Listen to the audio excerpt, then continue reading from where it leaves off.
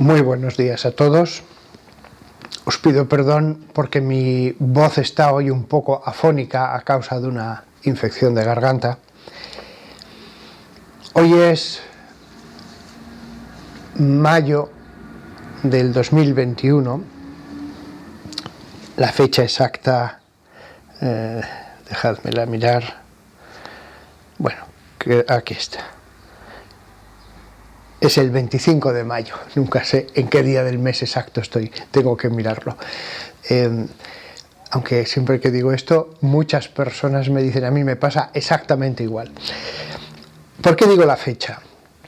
Porque voy a hablar de cosas de actualidad, aunque también debería decir que voy a hablar de un escrito de hace 2000 años en la Biblia. Voy a hablar de una cosa de la actualidad a la luz de la palabra de Dios. ¿Por qué os voy a dedicar estas palabras? Porque estuve escuchando, antes de ayer, una conferencia de un diplomático, dando a entender que Putin no era tan culpable, que Rusia no ha hecho tan mal invadiendo Ucrania, que Occidente en este tema es tan malo como ha hecho Putin, que los líderes occidentales han obrado tan mal como lo ha hecho Putin. En el último mes he escuchado varias conferencias, 3 en concreto, las mejores que he encontrado, las más prestigiosas, por comprender la visión que tiene el otro. Pero claro, una cosa es tratar de comprender sus razones, ver cómo ve la realidad el otro, y otra cosa muy distinta es cuando se diluye la raya de lo que está bien y de lo que está mal. Cuando al que está haciendo el mal le dices, bueno, en el fondo no estás haciendo tan mal. Los otros son tan culpables como tú. No se puede defender lo indefendible. No hay nada malo en meternos en la mente del otro. No hay nada malo en decir, ¿qué razones habrán llevado al demonio para rebelarse contra Dios? Y tratar de entender qué pasó por su mente. No hay nada malo en eso. Pero defender lo indefendible, eso no. Después de escuchar estas conferencias, 3, a mí me recuerda lo que ha pasado entre Ucrania y Rusia, como esos maridos celosos que creen que la mujer es de su propiedad y que después de pegar a su esposa le dice, es que vas provocando. Evidentemente, allí no hay nada que analizar más que qué pasa en la cabeza de un maltratador. He escuchado las pseudo razones que algunos han alegado para defender esa invasión. Ya había invadido Putin antes parte de Georgia. También el último que escuché defendía que en el fondo los culpables eran los georgianos. No lo dijo con claridad, pero es lo que dio a entender. Cuando yo escuchaba todo esto, lo que me preguntaba es, ¿qué dificultad tenemos los seres humanos para conocer la verdad? A veces no podemos conocer la verdad, ni siquiera en cuestiones tan claras, tan evidentes, donde la verdad brilla de un modo que parece indisputable. Pues no, siempre hay personas que tienen una dificultad intelectual para conocer la verdad. Si esto pasa sobre los asuntos de la tierra, ¿cómo no va a pasar en los asuntos de la teología? Este hecho de la invasión de Ucrania y que tenga defensores nos debe hacer comprensivos cuando veamos a hermanos en la fe que tienen dificultad para entender algunas cosas del magisterio, de la fe.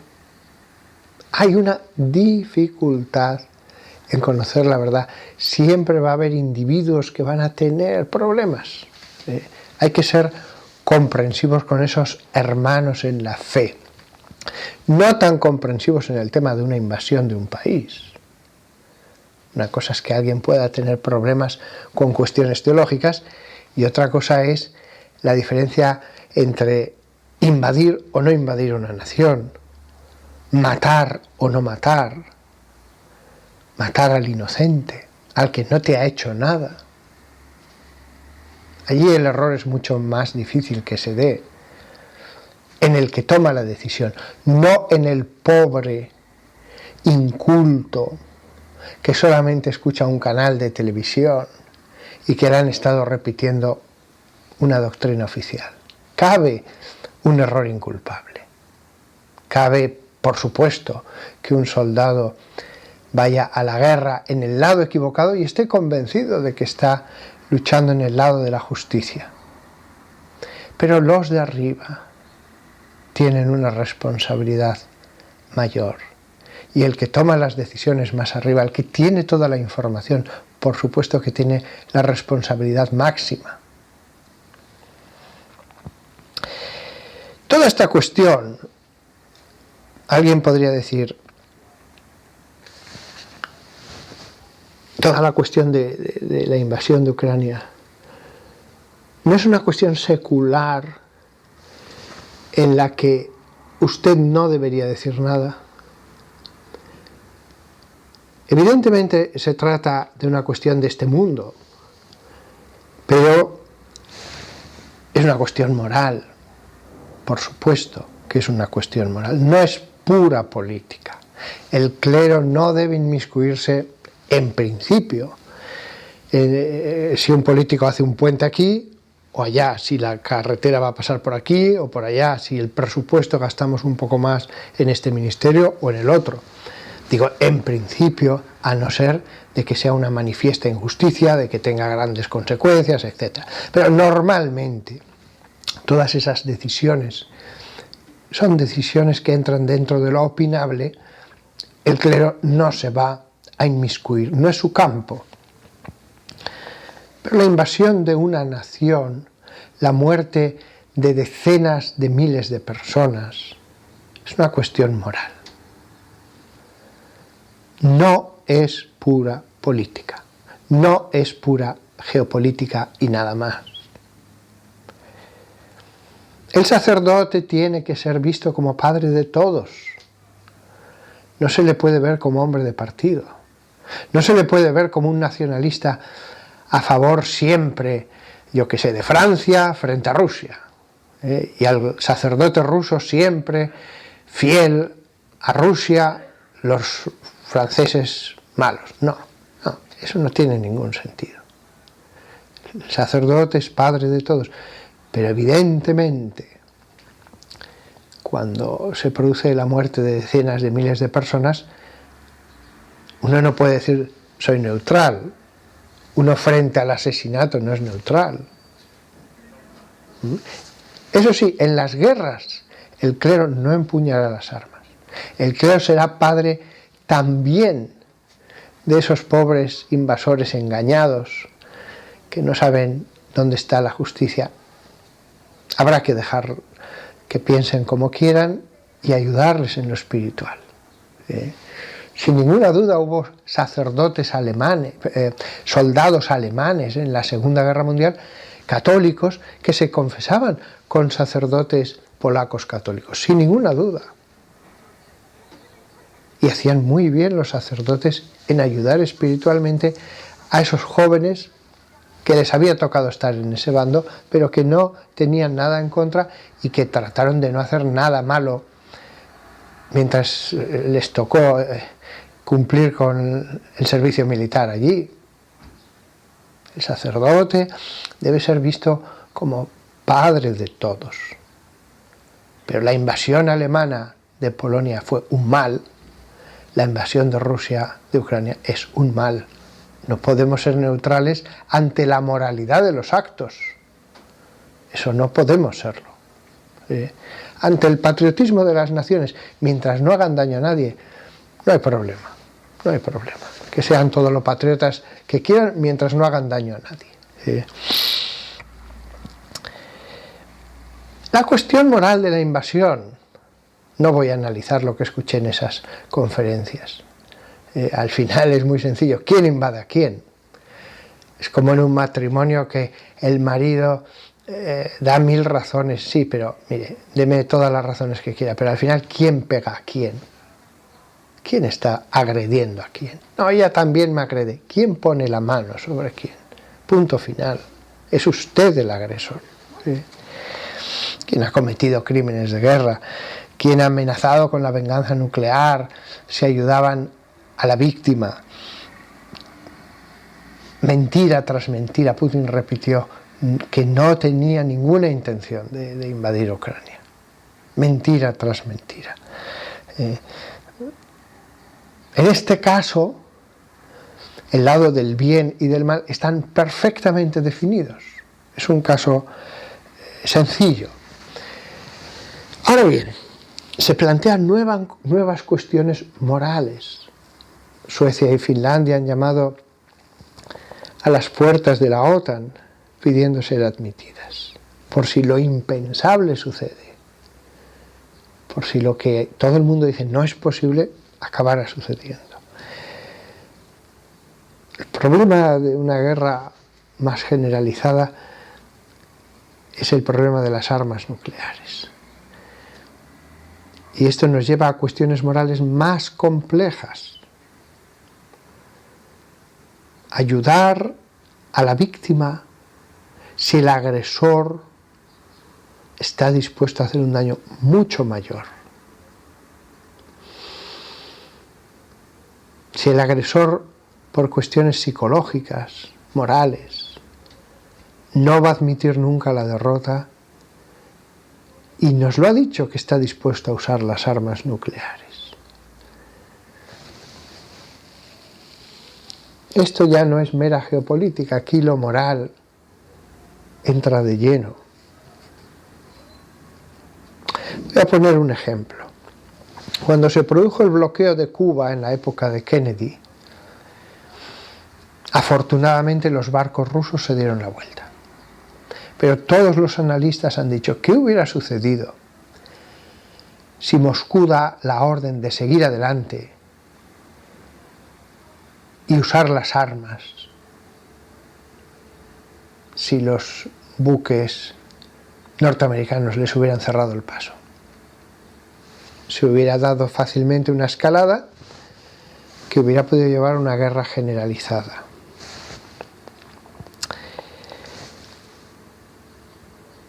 Si eso se hubiera dado, la primera confrontación entre buques de una armada y los de la otra armada, ¿qué hacer? Evidentemente, son cuestiones que requieren hacer algo, o no hacerlo, que deben ser tomadas por personas muy inteligentes. Aquí sí que hay que poner al más inteligente, pero al mismo tiempo ese hombre debe ser honesto, debe ser un hombre sano moralmente, que tenga un juicio moral claro. No basta la mera inteligencia. En esos puestos, porque a veces se dan situaciones de este tipo, en que estaba ya en juego la muerte de millones de personas, decisiones de las que pende la vida de millones de personas, los que deberían estar en una habitación dialogando, discutiendo, viendo opciones, pros, contras, deberían ser los más inteligentes y santos, deberían ser santos. Si no ponemos en esos puestos a los más santos, por lo menos que sean hombres moralmente sanos, no moralmente enfermos.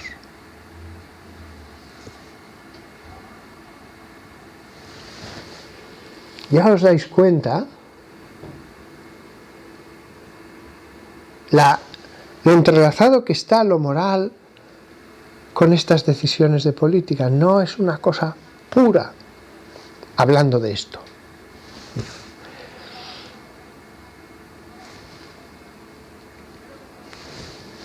Lo que me admira una y otra vez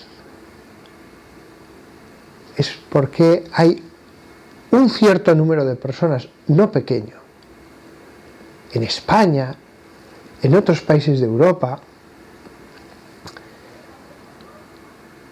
que consideran que hay una conjura para dar una versión única del conflicto ucraniano y que por lo tanto Rusia no es tan mala, que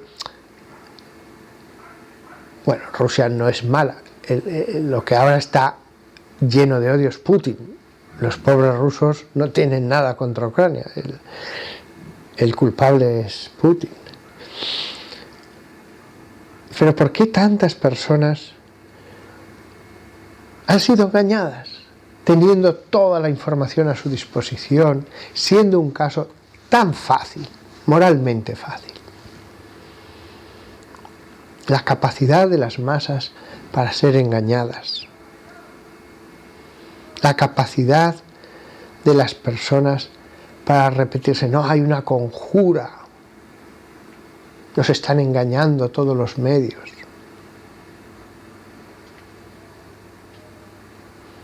También, cuando Hitler invadió el 1 de septiembre de 1939 la frontera polaca, también él dio excusas para hacerlo, que si había habido unos ataques polacos, etc.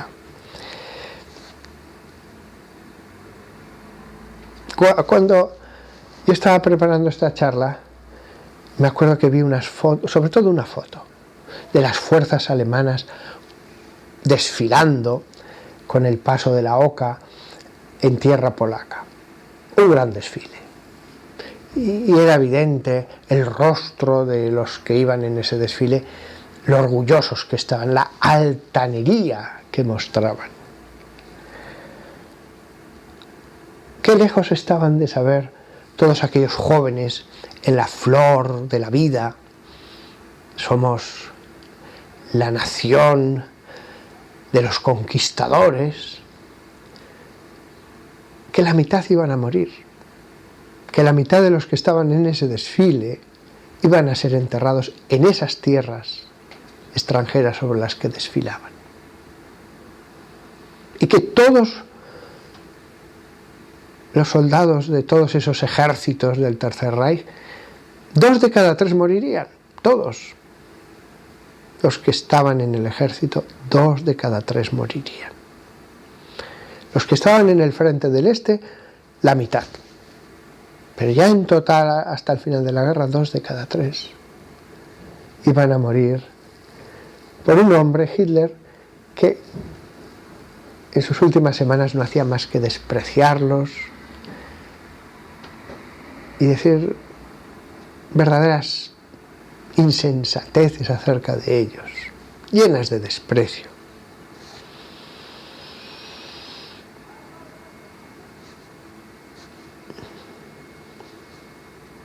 Todos los que estaban conquistando y matando,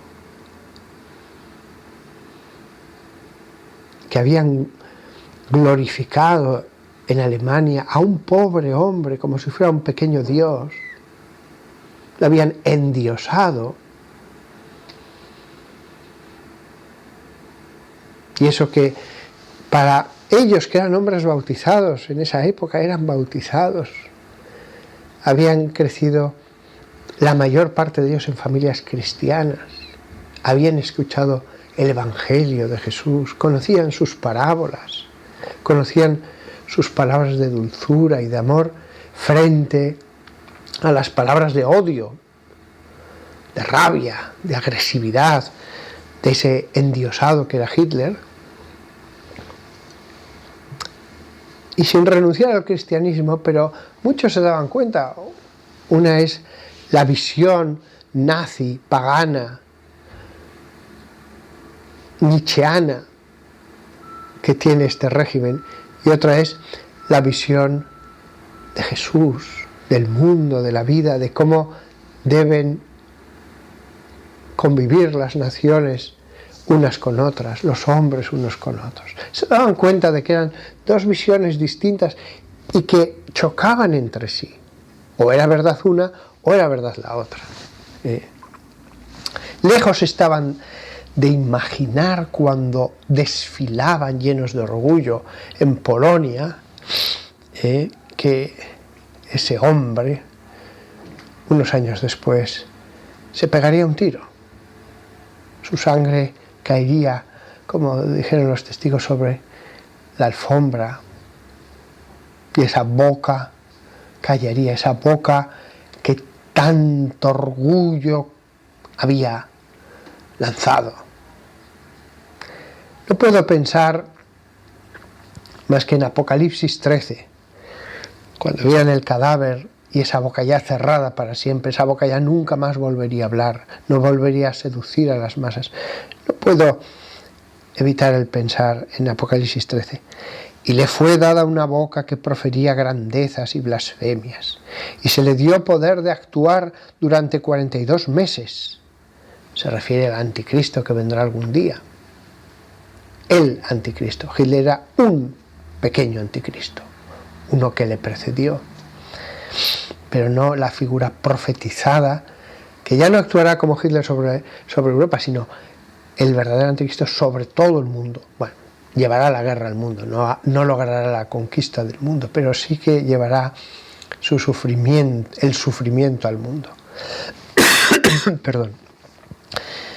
Volvamos al cadáver de Hitler, a esa boca ya cerrada para siempre, que no daría ningún discurso. Y le fue dada una boca que profería grandezas y blasfemias, y se le dio poder de actuar durante 42 meses. Y ella abrió su boca para blasfemar contra Dios, para blasfemar de su nombre y de su morada y de los que moran en el cielo. Se le concedió hacer la guerra a los santos y vencerlos. Se le concedió poderío sobre toda raza, pueblo, lengua y nación. Por eso Hitler no era el anticristo, el hombre cuyo signo es el 666. No era el hombre de la iniquidad, era un hombre de iniquidad. Pero su poderío no fue tan grande, tampoco coinciden los 42 meses. Cuando llegue ese malvado, se le concederá poder para hacer el mal durante 42 meses. Mucho mal, porque se le da poco tiempo. O sea, ¿cuánto mal hará cuando Dios limita tanto el tiempo en que podrá actuar con toda su maldad?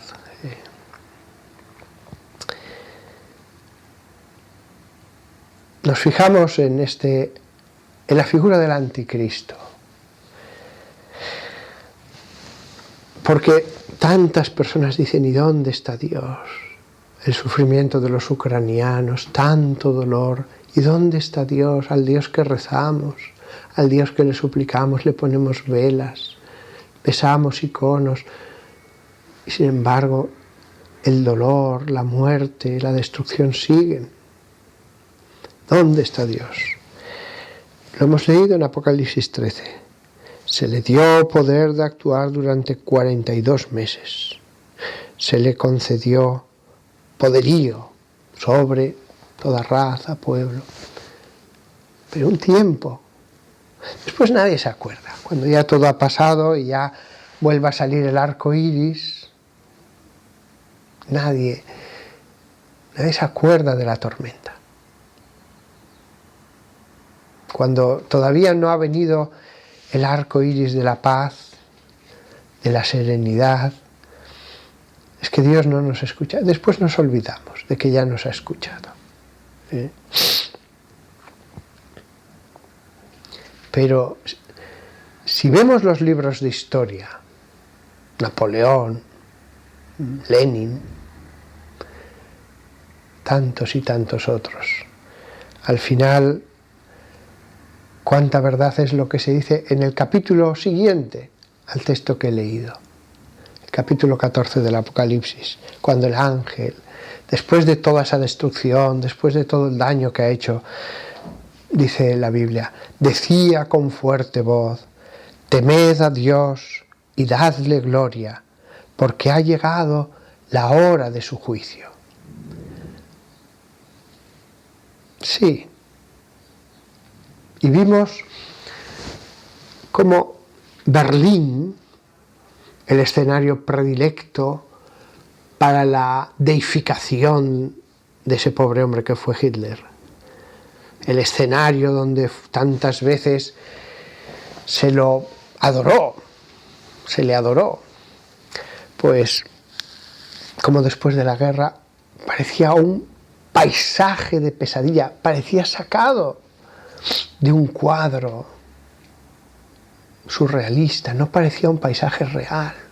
Cuando vemos esas filmaciones en que los aviones muestran kilómetros y kilómetros de ruinas, iba a decir de bosques de ruinas, porque muchos muros quedaban verticales en alto y había muros y muros y muros donde antes hubo edificios. Bosque de ruinas. Temed a Dios y dadle gloria, porque ha llegado la hora de su juicio. Al final el juicio de Dios viene. Al final las oraciones, si vemos los libros de historia, siempre han sido escuchadas, no a veces. Al final, siempre. La bestia cae. Dura más, dura menos. Pero solo tiene un tiempo. Cuando vemos el paisaje de pesadilla del que ha hablado Berlín, no podemos dejar de escuchar la voz del ángel en ese mismo capítulo del Apocalipsis. Dice, y un segundo ángel le siguió diciendo, un segundo ángel, no el mismo, cayó la gran Babilonia, la que dio a beber a todas las naciones el vino de su furor. Es cierto que Berlín no era esta Babilonia. Cuando llegue este momento de la historia, esa ciudad, la que sea, extenderá sus errores a todo el mundo. Pero bueno, fue una pequeña Babilonia, aquel Berlín. Putin no ha envenenado a todo su pueblo. No tiene una ideología del demonio que ha envenenado a los millones de personas que están bajo su yugo. No.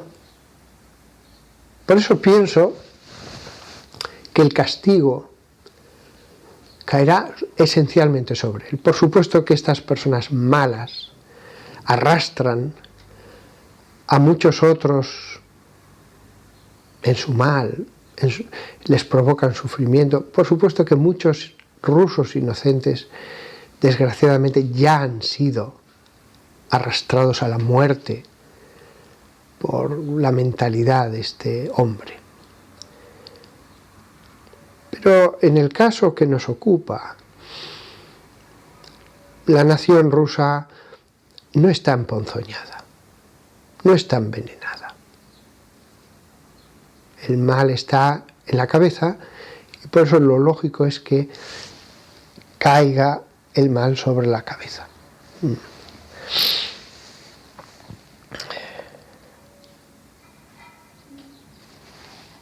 Me acuerdo ahora,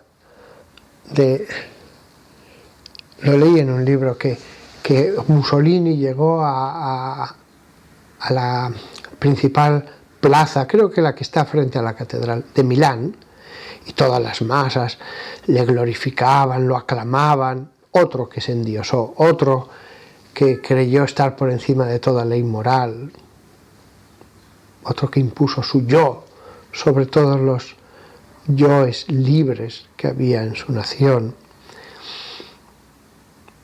La Iglesia Católica muy pronto se dio cuenta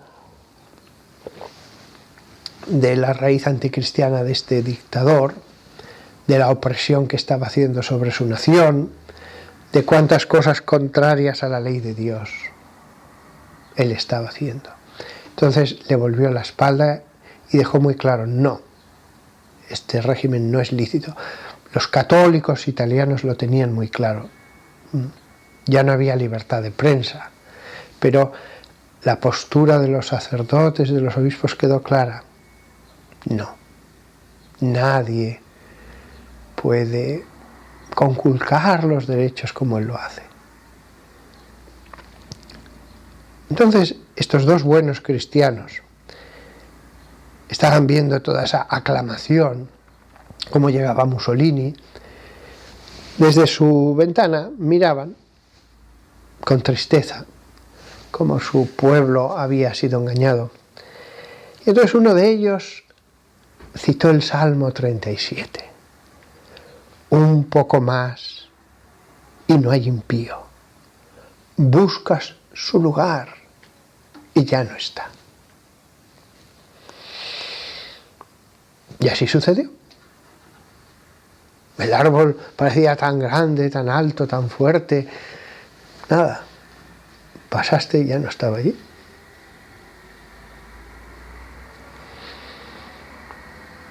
Pero además, el que fue ensalzado y alabado como un dios, pues fue colgado boca abajo como un jamón desde el tejado de una gasolinera. El Altísimo podía no haberlo permitido, pero quiso permitirlo, cayó y quiso permitirlo. Si a mí me preguntaran, dirían, no lo hagáis, este hombre ha podido hacer las mayores barbaridades, pero no somos salvajes, no somos animales. Un muerto merece un trato digno, también un preso. Dios podía no haber permitido la profanación de su cadáver, pero lo permitió.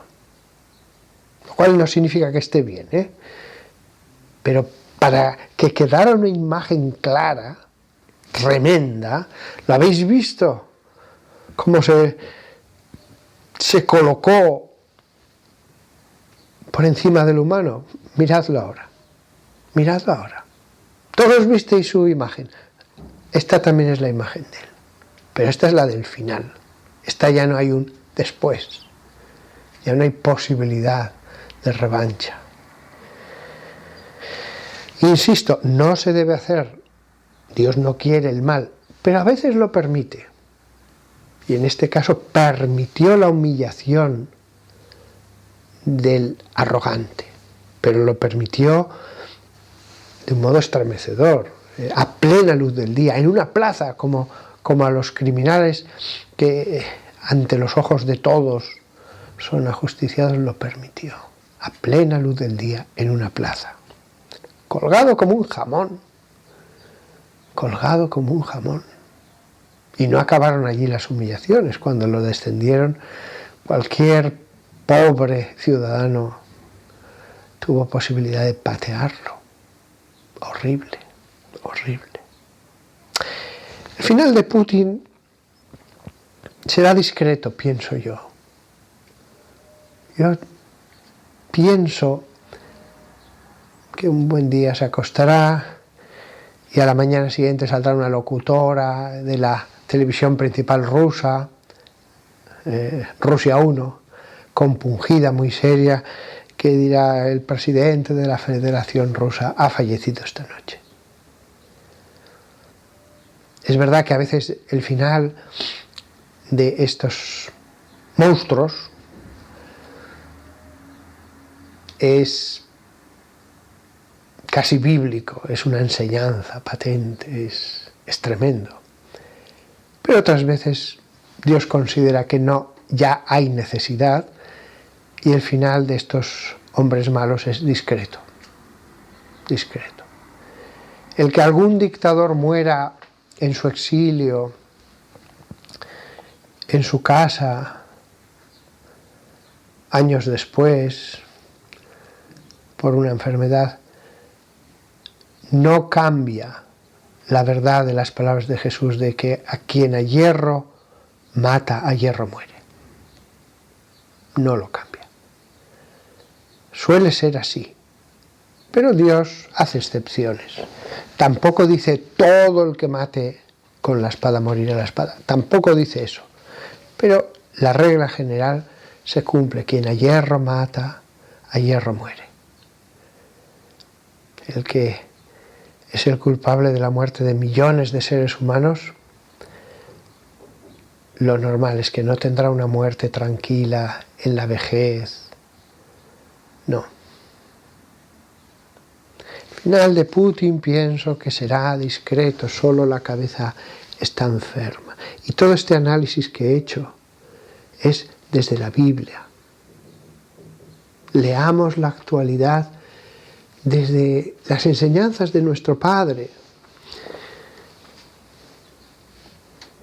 Y el mal máximo, que no es el de la lujuria, que no es el del pobrecillo que no puede vencer su afición al vino, que no es... No, hay muchos grados de mal, pero es que decenas de miles de muertos, una destrucción tremenda, acabar con la esperanza y el futuro de tantos seres humanos, eso ya no es un mal cualquiera.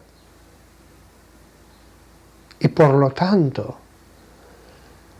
vemos los frutos del bien, pero también del mal.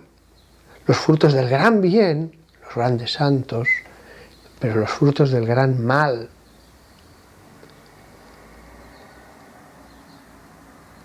Una vez más lo veremos en el caso de este señor. Siempre salen los telediarios, siempre salen las noticias. Putin ha dicho esto, Putin ha hecho esta declaración.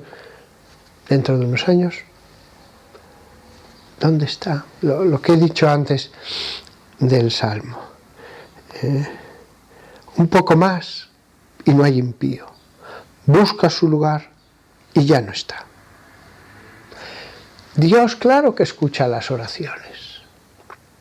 Tened fe. Lo que pasa es que, claro, yo entiendo, querríamos que fuera aquí y ahora la solución. El que Dios nos escuche actuará en su momento, ni tarde ni pronto, en su momento. Bueno, la charla de hoy nos ha llevado a reflexionar sobre el tema de la verdad, de cómo hay personas que se equivocan, personas que creen que todo forma parte de una conjura y se cierran a la verdad. Hemos visto lo que es el endiosamiento, las complejidades de tomar decisiones y mucho más cuando hay armas atómicas de por medio. Como veis, esta es una cuestión de actualidad, pero con muchas implicaciones morales. Ah, si los santos gobernaran la tierra. Ah, si todos los hombres fueran renacidos del agua y del espíritu, y cuando hubiera disensiones entre ellos y no escucharan a sus pastores, pudiera haber un vicario de Cristo en la tierra que dijera: no me he inmiscuido, me he callado, pero ahora intervengo, no puedes hacer esto. Y que con autoridad dijera: no, yo no me meto en las cuestiones de la política, pero ahora sí. Eso es lo que debería haber sido el Papa en la Edad Media. Es verdad que muchas veces la figura del romano pontífice en la Edad Media no fue una figura santa. Podía haber tenido este poder y usarlo, pero muchas veces el poder, esta autoridad, se vio muy mermada por la evidencia de que no era un hombre santo el que les hablaba. Pero en un orden ideal, si todo falla, debería haber una autoridad espiritual que dijera, no, ahora voy a hablar yo. Que pudiera desligar de la obediencia a unos súbditos. Que todos le vieran como un padre espiritual. En definitiva, que hubiera un vicario de Cristo en la tierra, un hombre que con la autoridad delegada, como un José, pues pudiera administrar estas situaciones de un modo neutral, de un modo santo.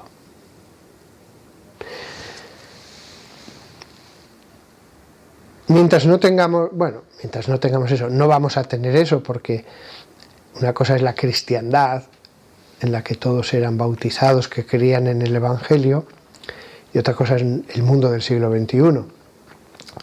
Dado que no tenemos eso, es bueno que haya instituciones supranacionales, la ONU, etcétera, para tratar de coordinar, de ponernos de acuerdo, de tener un lugar donde dialogar.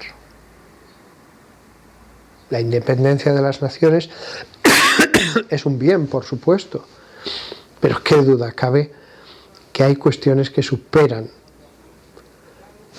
a la soberanía de una nación. Este era el ideal cuando se creó la ONU después de la Segunda Guerra Mundial. Por favor, que nunca más vuelva a haber guerras. Sentémonos todos juntos y entre todos lleguemos a un acuerdo, entre todos lleguemos a una conclusión justa. Este era el ideal de las Naciones Unidas. Un ideal, todo hay que decirlo, bastante desfigurado porque Rusia extendió sus errores por todo el mundo. Y muchas naciones, pues eran naciones en el fondo sometidas a una ideología maligna. Así no podía funcionar, claro, porque se sentaban a votar y a dialogar naciones que ellas mismas eran el origen del problema. Rusia es una nación de personas creyentes, buenas, honradas, que tratan de no hacer daño a nadie, de ningún modo. Tengo el más leve sentimiento contra Rusia. Nada me alegraría más que se sentara entre todas las naciones de Europa como una más a buscar el bien de todos, a prosperar entre todos. Pero el mal crea unas estructuras, unas deformaciones tremendas que vemos sus consecuencias. Consecuencias en el interior de las naciones que a veces exceden las fronteras de las naciones. Cuando el mal dentro de una nación se hace poderoso, esa bestia en que se convierte el gobernante, no le basta con actuar dentro de su frontera.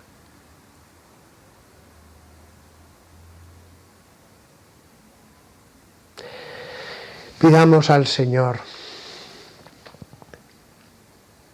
que les ayude, que les ayude a los pobres rusos enviados allí a esa nación hermana y a los pobres ucranianos que son los agredidos, las víctimas. Que no haya más muertes ni más sufrimiento ni por un lado ni por otro, que todo acabe cuanto antes. La guerra solo crea mal. La guerra es lo peor. Que todos nosotros pidamos al Padre de todos para que acabe. Las oraciones detienen las guerras.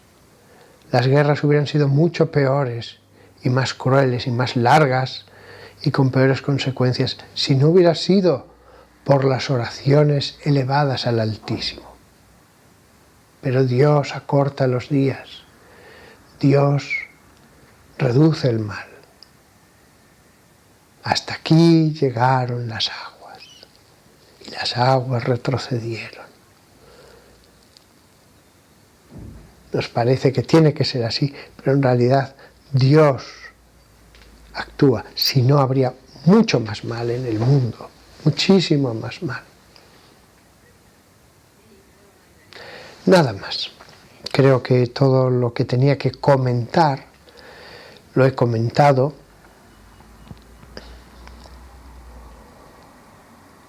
Y si nos puede quedar otra conclusión de estos comentarios,